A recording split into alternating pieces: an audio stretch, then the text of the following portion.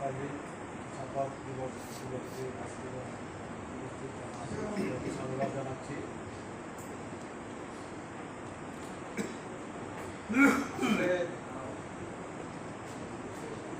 আমরা দায়ী করি আমাদের নিজের জন্য, নিজেকে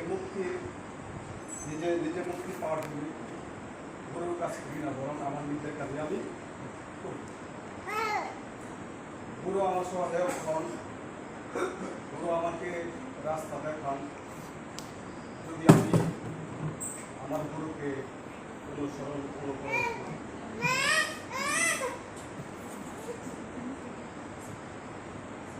এখানে আমরা মধ্যয়াল কথা বলতেন যে আমরা খুব হতবাগা, বড়ই হতবাগা। মোহাম্মদের এত সত্য পায়াও আমরা পিপাসাতে বলি। তেমনিভাবে আমার দয়ালের দর্শন পায়াও আমরা অভাবে আছি।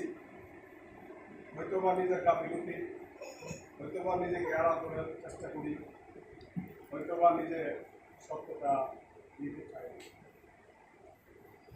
এত সত্য, চরম সত্য, এই দর্শনটা চরম সত্য, এর উপরে আর নাই স্বয়ং মোহাম্মদের।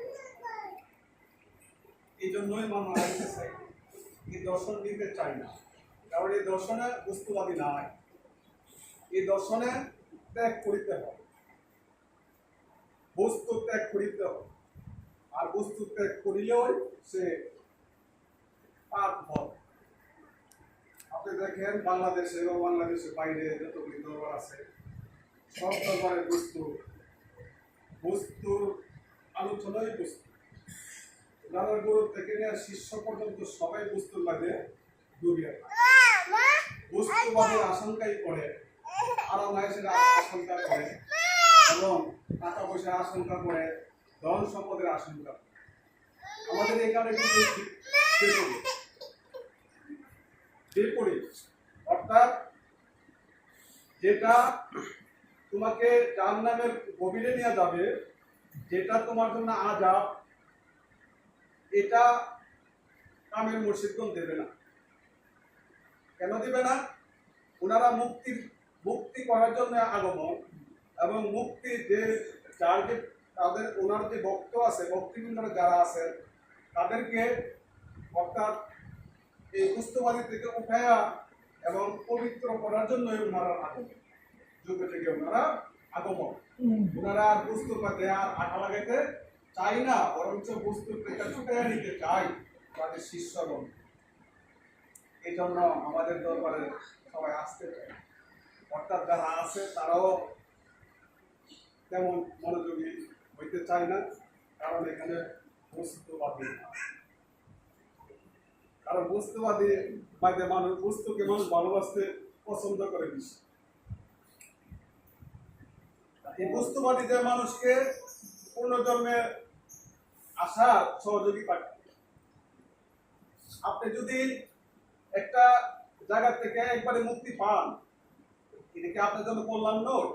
আর এটা যদি আপনার 1 বছরে আপনি মুক্তি পাইলেন, আর এই জায়গার মধ্যে যদি আপনি 3 বছরে মুক্তি পান, তাইলে আপনার 19টা বছর আপনার পেরাশানি করতে হবে। তাইলে আমি যদি 1 বছরে একটা জিনিস আগায়া যাই, 19 বছর আমার প্রয়োজন নাই, তাহলে আমার জন্য কি সুবিধা নয়? অবশ্যই সুবিধা।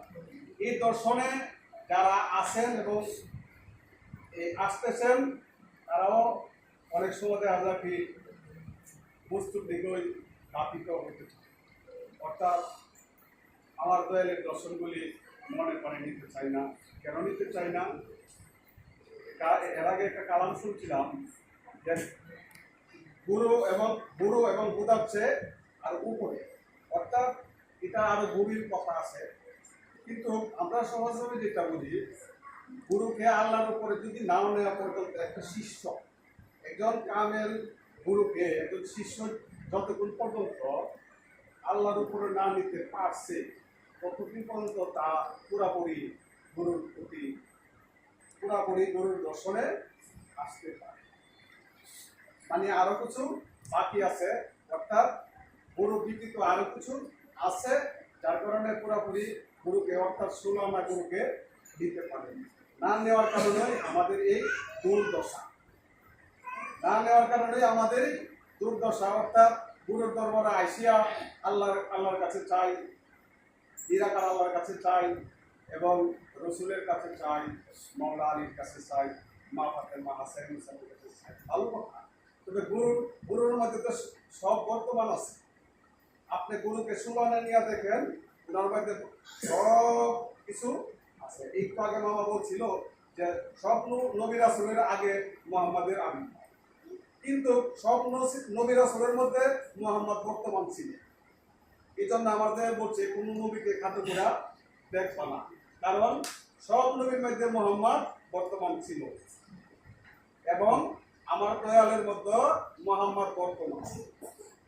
যদি আমরা কৃপণতা না করি, পুরোপুরিভাবে গ্রহণ করি, আপনি ফলাফল পাই। অর্থাৎ এখানে যারা আছেন আমি মনে করি তারা ফলাফল পাইতে।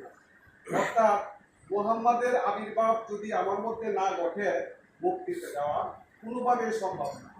আর হচ্ছে যে